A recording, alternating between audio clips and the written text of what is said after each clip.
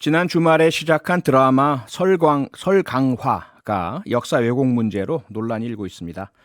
1987년이라는 시대적 배경 속에서 민주화 운동을 폄훼하고 당시 정보기관인 안기부를 미화했다는 것이 논란의 이유인데요. 설강화의 배경과 같은 해에 고문으로 사망한 박종철 열사를 기억하는 분들은 이 드라마를 어떻게 바라볼까요? 이현주 민주열사 박종철 기념사업회 사무국장 연결해 보겠습니다. 이현주 사무국장님, 안녕하세요. 네, 안녕하세요. 예, 우선 민주열사 박종철 기념사업회 소개 좀 해주시죠. 네.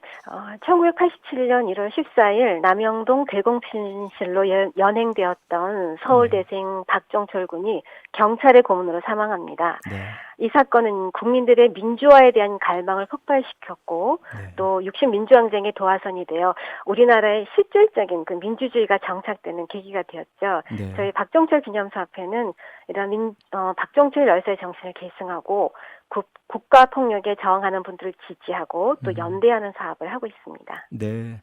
사무국장님께서도 드라마 설강화 직접 보셨습니까? 네, 봤습니다. 어떠셨습니까? 보시면서. 저는 이제 한마디로 이제 정리하자면 보고 나서 네. 사실 우려가 기우이기를 바랬는데 네.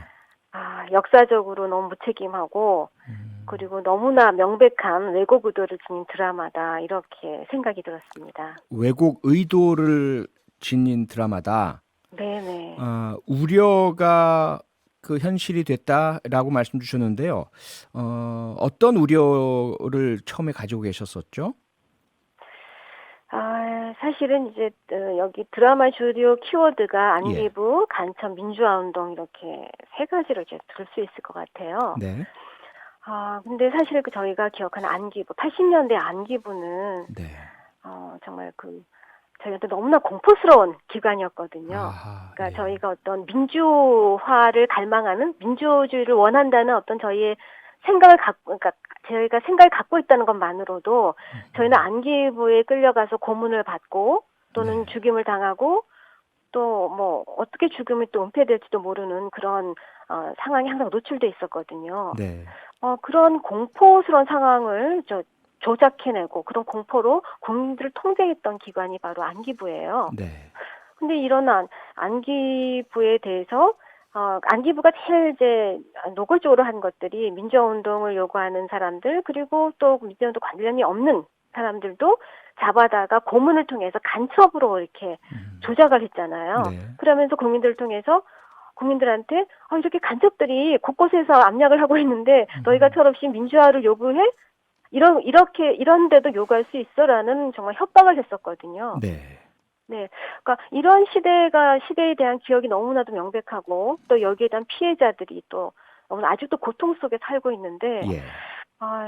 이런 키워드로 이제 드라마를 만든다는 것 자체가 사실 철저한 어떤 역사적 고증, 진실을 바탕으로 하지 않는다면 네. 또 다른 가해자의 편을 들어서 피해자들이 고통을 주는 네. 그런 이제 역할한 드라마로밖에 만들어질 수 없기 때문에 굉장히 걱정이 컸습니다. 네. 걱정이 크셨고 그래서 보셨는데 걱정이 현실이 되었다 이런 말씀이신데요. 네. 지금 알고 계시겠지만 청와대 국민청원에 이 설강화 드라마 상영 중단을 요구하는 청원에 28만 명이 넘게 현재 동의 서명을 해주고 계시거든요. 네. 그 이유 중에 하나는 아무래도 주인공 중에 한 명이죠. 소위 드라마 용어로 서브 남자 주인공이라고 하나 본데요. 이 주인공 중에 한 명의 직업이 안기부의 팀장이고, 그 팀장과 주변 인물들을 통해서 안기부를 표현하는 방식이 문제다. 이렇게 지적을 하시고 계시던데 같은 생각이신가요? 네, 맞습니다. 안기부 직원이 네. 직원이 팀장이죠. 팀장이 등장하는 서사가 네. 저는 굉장히 황당했습니다. 그러니까 어허. 처음에 외국에서 대동강 1호라는 네. 북한 간첩을 쫓을 때 동료가 희생당하죠. 동료가 희생당하면서 네. 이 사람의 분노, 간첩을 쫓는 이 사람의 어떤 모든 그 행동이 예. 굉장히 어떤 그 희생자로서 정의하고 아하. 정의당하는 거죠. 희생자로 이게 안기부 직원을 이제 정의하게 되면 새로운 아이덴티티죠. 안기부에 대한. 간첩한테 동료를 희생당했으니까 네네. 피해자 같은 모습으로 안기부 팀장이 이제 등장한다 이런 말씀이죠. 예, 예. 아하. 그것뿐만 아니라 이후에 네. 보면 네. 실제로 그 감독이 얘기할 때는 이게 80년 당시에 대선 상황 풍자는 블랙 코미디라고 이제 인터뷰를 했더라고요. 예. 그래서 당시 보면 그 굉장히 기괴한 당시에 그 권력자들의 모습이 나와요. 네. 그리고 심지어는 그 북한한테 돈을 줘서 야당 후보의 어떤 그 자문위원을 교수를 이제 북으로 납치를 해서 네. 이게 북한에 돈을 받고 이제 한다는 북풍을 좀 불러일으켜 달라는 그런 조작을 하는 것, 거래를 하는 것도 나와요. 네. 그렇다고 해서 당시 권력에 대한 그게 어떤 문제 제기를 하는 게 아니라 예.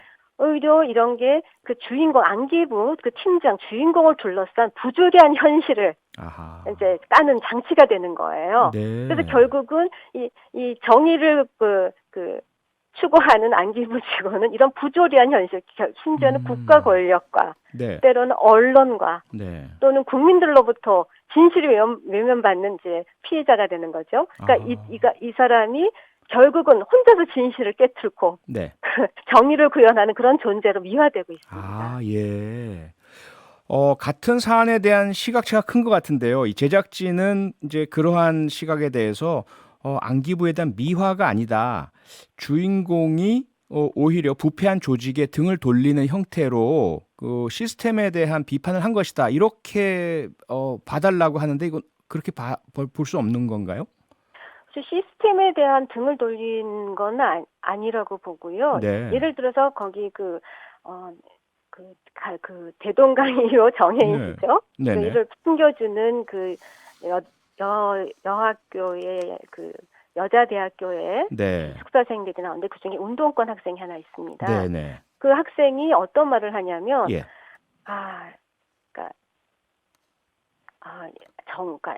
그 정혜인 씨에 대해서 예. 간첩이라잖아, 빨리 신고하고 빨리 내보내라는 친구한테 네. 그건 짭새들이 맨날 하는 소리야. 걸핏하는 우리를 빨갱이로 보는 거 몰라? 그리고 또 뭐라고 하냐면 더 기가 막힌 거는 네.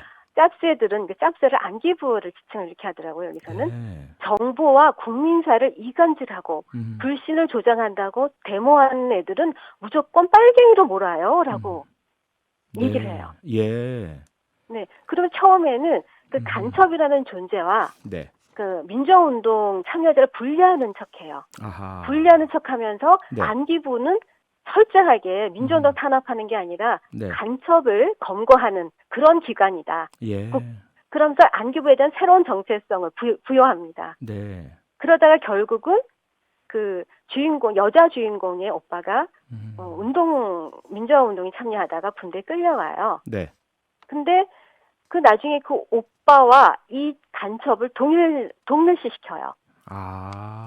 예. 네. 무슨 그러면서 말씀인지 알겠습니다. 민주운동 참여자는 간첩이라는 당시의 국가기관과 안기부의 네. 주장은 옳았어라는 정당성을 아. 부여하는 구조로 갑니다. 네. 마지막으로요. 이거 좀 여쭤봐야 될 것 같습니다. 그동안 이제 역사를 다루는 드라마마다 왜곡 논란이 불거지고 그때에 이제 대개의 경우 제작진들은 창작의 자유 보장을 요구합니다. 뭐 그런 부분들에 대한 것도 자유의 영역으로 봐달라. 어떻게 생각하십니까? 근데 이게 그 역사를 가지고 어떤 뭐 가상의 세계의 배경을 한 게 아니잖아요. 예. 사실 여기는 그 처음에 제가 아마 드라마 처음 시작할 때 네. 철저하게 여기는 이 사건 배경 이 모든 것들이 실제와 관련이 없다라는 자막이 나오더라고요. 네. 근데 정말 그 자막 하나로 사실 관련이 있는데 관련이 없어지는 게 아니거든요. 네. 그리고 역사를 배경으로 할 때 특히 예. 저희는 이제 아픈 역사가 많잖아요. 네. 그러니까 정말 그 국가가 국민을 향해서 폭력을 휘두르고 국민의 삶을 파괴하면서 정권을 유지했던 그런 역사가 네. 너무나 되풀이되었잖아요. 네네. 그랬을 때 저희가 그러면서 그럴 거 관련된 네. 가해자가 있고 피해자가 여전히 있는 그런 네네. 아픈 역사를 다룰 때는 네. 그 컨텐츠를 만드시는 분이 더한 예. 무게를 가지고 네. 봐야 됩니다. 그래서 알겠습니다. 철저하게 진실에 기반되지 않고서는 네. 그것을 가상으로라도 배경으로 써서는 안 된다고 봅니다. 알겠습니다. 네, 오늘 말씀은 여기까지 듣겠습니다. 고맙습니다. 네, 감사합니다. 네, 지금까지 이현주 민주열사 박종철 기념사업회 사무국장이었습니다.